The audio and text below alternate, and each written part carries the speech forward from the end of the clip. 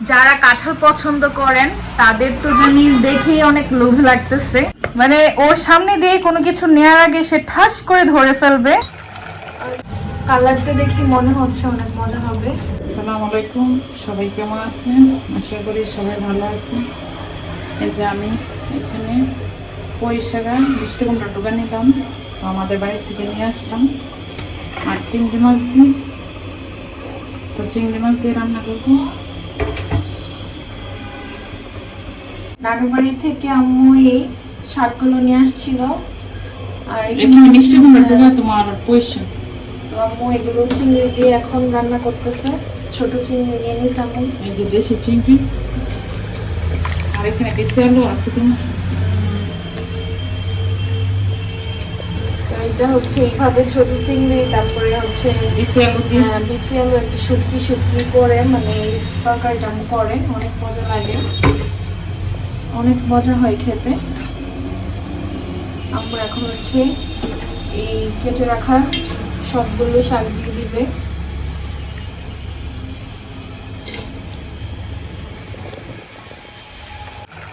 আর এই চিংড়ি দিয়ে শুটকি তরকারি হয়ে গেছে।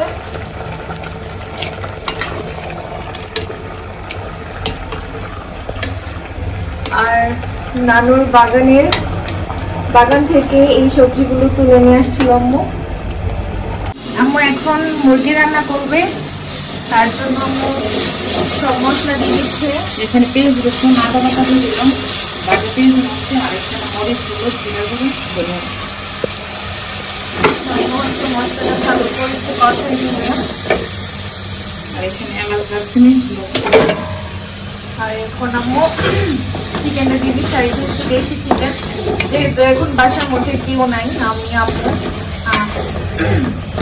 আর তুরান, তো হচ্ছে একটা চিকেনই রান্না করতেছে। এদিকে আমাদের মুরগির মাংসটা হয়ে গেছে, আর আম্মু হচ্ছে পাতলা ঝোল দিয়ে, মানে পাতলা ঝোল করছে আজকে আলু দিয়ে। বেশি ঝোল দিছি না তোমার। কালারটা দেখি মনে হচ্ছে অনেক মজা হবে। তো আমার না চলে আসলো বাড়ি থেকে কাঁঠাল নিয়ে, আম নিয়ে, অনেক কিছু নিয়ে, অনেক কষ্ট করে। আমার আসো।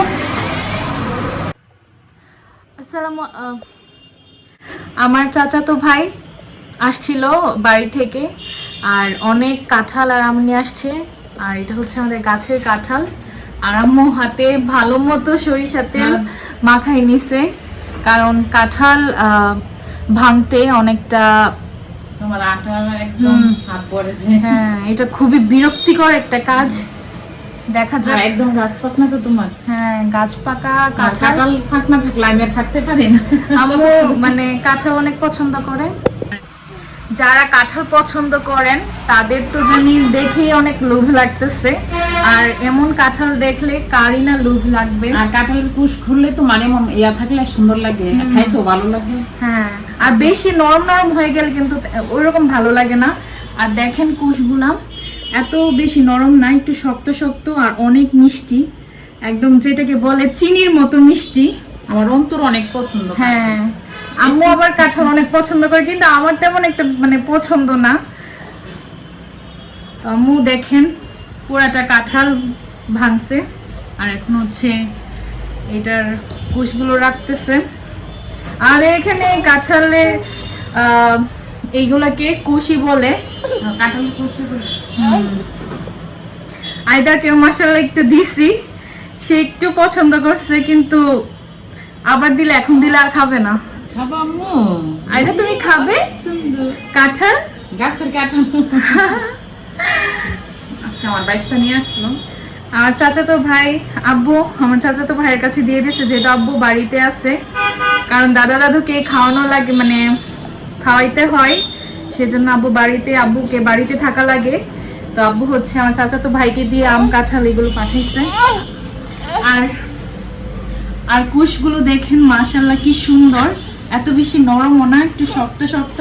এই থাবাটা হচ্ছে মানে পৃথিবীর সবচেয়ে দ্রুততম একটা থাবা, মানে ওর সামনে দিয়ে কোনো কিছু নেওয়ার আগে সে ঠাস করে ধরে ফেলবে। দেখেন কিছুক্ষণ আগে কি বৃষ্টি, কিছুক্ষণ আগে কি গরম ছিল আর এখন দেখুন কি বৃষ্টি, অনেক বৃষ্টি।